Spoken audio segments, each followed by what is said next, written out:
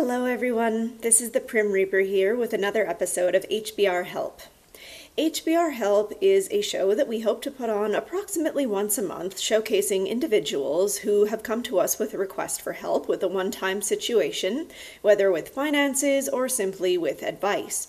We want to try and assist these folks with getting even a little bit of help, though we stress that we can't help individuals with ongoing situations and also that we can't promise any great financial windfalls. However, for some people, every little bit helps, and our main aim with this show is to just try to help people find that little bit of help that keeps them afloat. So, without further ado... Hello once again, Badger fans. This is the Prim Reaper for Honey Badger Radio and HBR Help Episode 2. Today I have a gentleman with me named Thayer. He's a Honey Badger Radio fan who has a few things going on with him, and he's here to tell you all his story.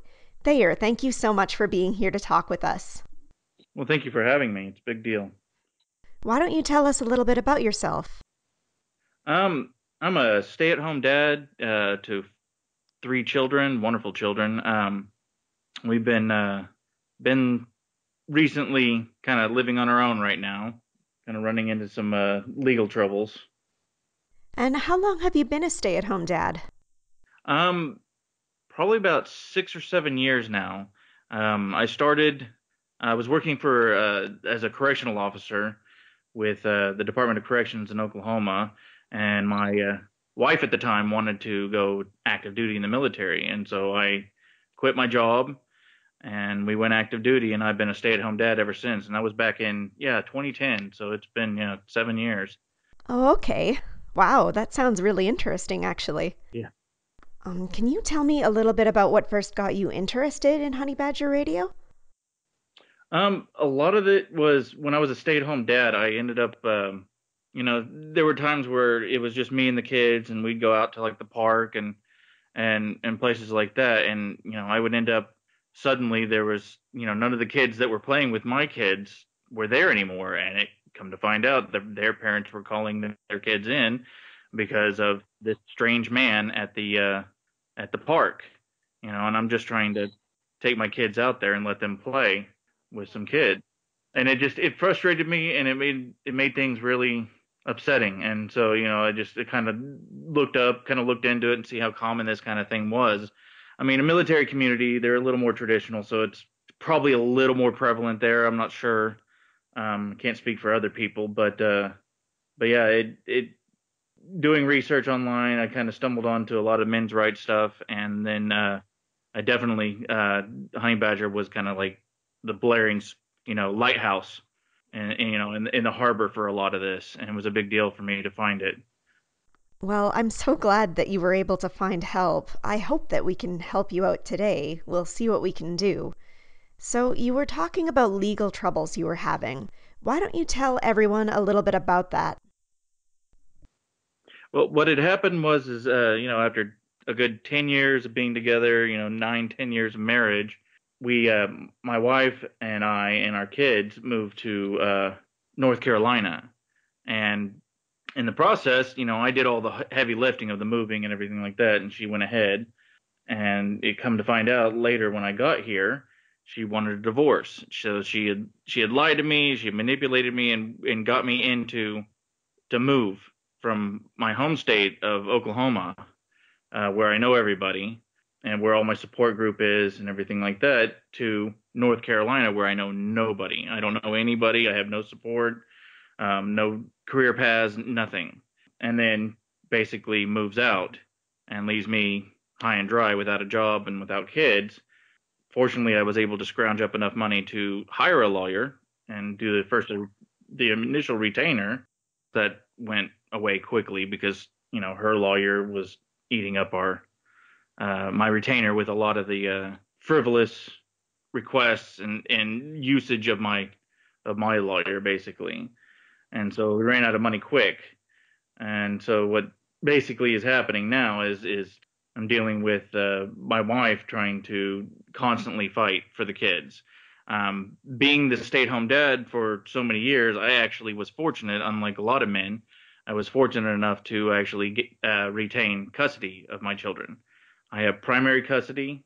They stay with me. They live with me. and they visit her every other weekend and then every other Wednesday and Thursday. And it really kind of needs to stay that way because she's very irresponsible with the children.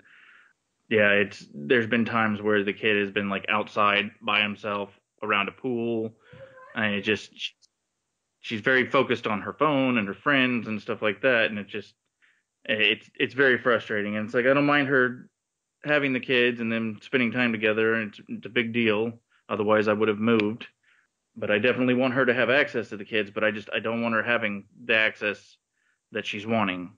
And so it's been a big battle, and unfortunately, right now the things are heating up because we're getting toward the end. In North Carolina, you have to be separated for a year before you can get a divorce, before they'll grant you a divorce. And so it's been almost a year, and so we're running into the final days of the divorce where things are going to start heating up. Would you mind telling people a little bit about what you're seeking in terms of help? A lot of it is basically just kind of my retainer's about used up. In fact, the first retainer was used up, and I was paying as I could pay, and my lawyer wasn't having it. She was not happy about it, and so she filed a request to withdraw as my defense. Fortunately, I was able to scrounge up another $2,500 to keep her on as my lawyer before she followed through. The problem is that because this is a new contract, they require me to keep at least $1,500 in the retainer at all times, and so that I'm pretty much running out of money, and the fight's about to get worse, and I'm just looking for help to kind of keep that, make sure that I can keep the lawyer, and I have a lawyer when the worst of the fight comes. Because if I don't have a lawyer, especially the way the system's rigged, I don't see that I'm going to have a whole lot of fight. Because one of the things that I notice, especially in legal terms when it comes to the custody battle, is like the plaintiff and the defendant, we don't talk. We don't talk to the judge. We talk to our lawyers, and the lawyers talk to the judge. Because if we talk to the judge, then they're going to get us on emotional outbursts or what we say or how we say it. And so my lawyer was just like, don't talk, just sit there, look straight forward, don't even react. Because I had problems with dealing with when we were first doing the custody battle and getting an emergency custody order so that I could make sure I had the kids. My wife tried to file a false rape accusation on me. That's just awful. I can't understand people who do that sort of thing. She did it right in front of everybody at the court, and she did it with the military too. Fortunately, I was lucky enough that I had a recording from her saying the opposite, and so the military dropped the investigation. But it's been an uphill battle.